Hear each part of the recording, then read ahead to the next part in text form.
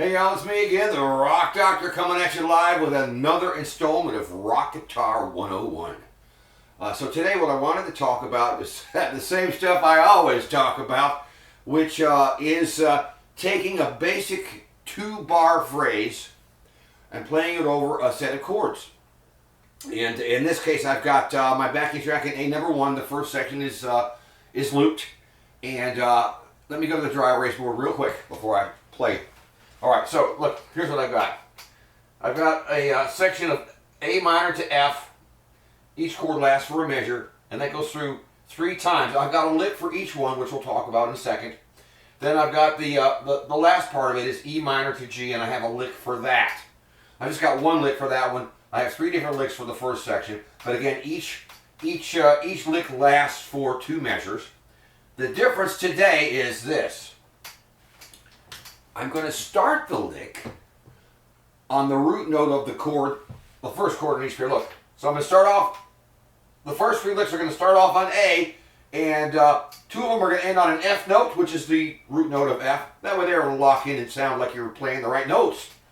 One of them, the way I worked it out today is, instead of ending on F, I'm going to end on A. It's just the way it worked out. I pulled a couple licks out of my butt, but pretty common stuff. The E minor to G one, I'm going to start with an E note, and the first half of the lick lasts for 4 beats, and then the last note's going to be a G. Because we want to try to start and end on the right note. That's the new wrinkle here today, is me having you specifically start on the root note of whatever the chord is. It's not that hard. But to really understand this stuff, if you work on it, I think you'll thank me later. But the whole gist here is to get a feel for a 2-bar phrase, which is very common. Locking into the groove, knowing what the chords are underneath. Eventually that'll become instinctive. It'll become instinctive, and you can fly by the seat of your pants. Okay, now, enough of that talk. Let's see if I remember what the damn licks were. Here we go.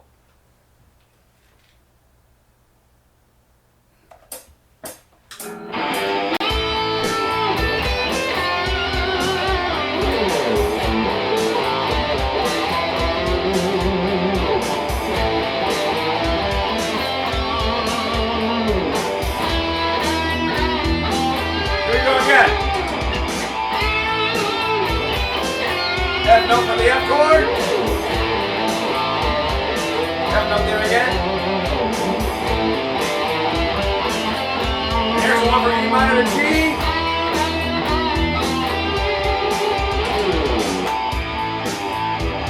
Of course, I'll tab all that out for you.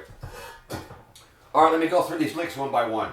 The first one, I was using, for the whole thing, I was playing right out of the home scale, the A minor pentatonic. Number 1, as I call it. This guy.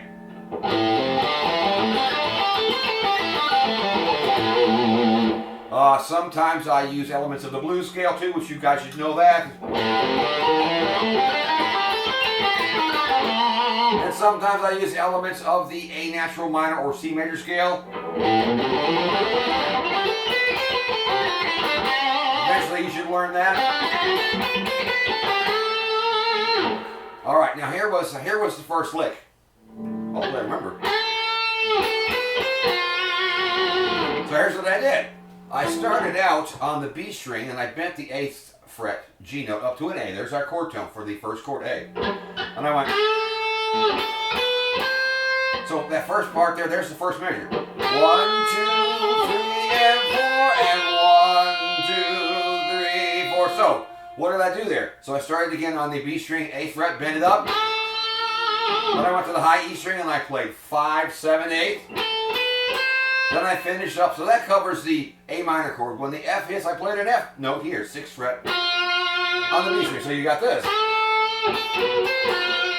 And the count again. 1, 2, 3, and 4, and 1, 2, 3, 4. That works out good. I started on a chord tone, A note for the A chord, and on a chord tone, F, F for the F chord. Pretty safe stuff, but you gotta know what you're doing. Alright, second lick. This was kind of a modification of the 2 frets back move. I purposely started on an A note. Let me just play the lick first. One more time. 1, 2, 3, 4, and 1, 2, 3, 4. So here's what I did. On the low E string, I played 5-3-5, A-G-E, or A-G-A. Then I went over to the A string and played 3. Then I stayed there and played 5-3-5. Then I stayed there and went up to 7. And that takes care of the first measure. Let me count it for you. 1, 2, and 3, and 4, and then the last note is going to be for the F chord. I played an F. And I knew that the F note was on the A string, 8th fret. So 1, 2, and 4, and 1, 2, 3. It locks into the chord progression perfectly because I timed the notes to hit when the chords change. So that when that F note hit when the F chord hit. All right, third lick for the A minor to F thing. Let's see, what was it? Pretty typical little lick there. I just went straight through the scale using the blues scale this time.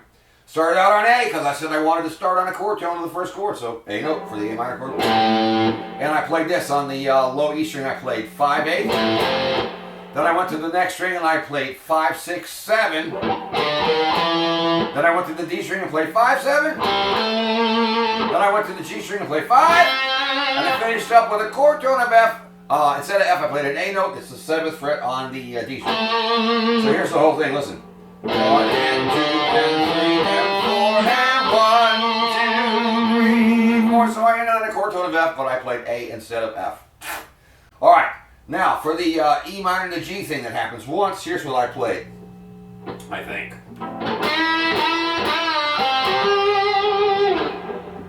Okay, and here's what I did there. On the G string, I bent the 7th fret, D note, up to an E, to get the E chord. I did it 3 times. 1, 2, 3, released it.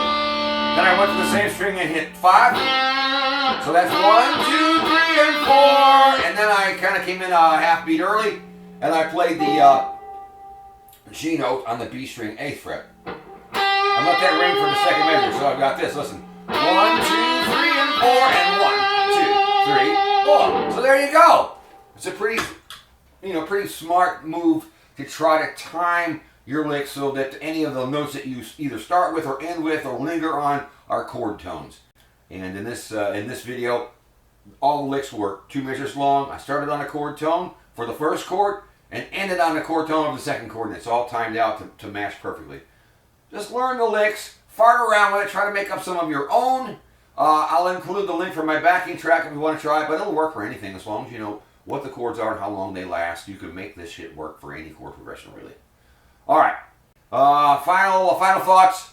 As an intermediate rock guitar player, your goal should be, I think, learn as many songs as you can where you can play all the way through.